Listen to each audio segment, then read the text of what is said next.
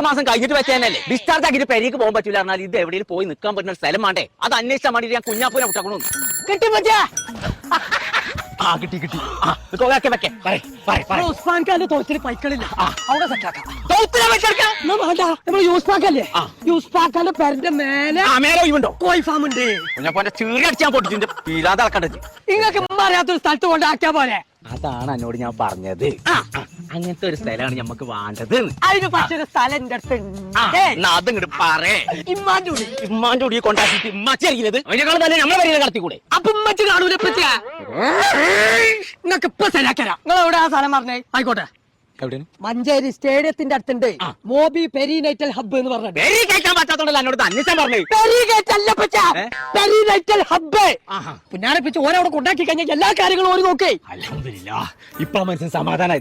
ഇപ്പോഴാണ് അന്നൊരു കാര്യം ഏൽപ്പിച്ചിട്ട് ഉഷാറാക്കിയത്. നടക്കണ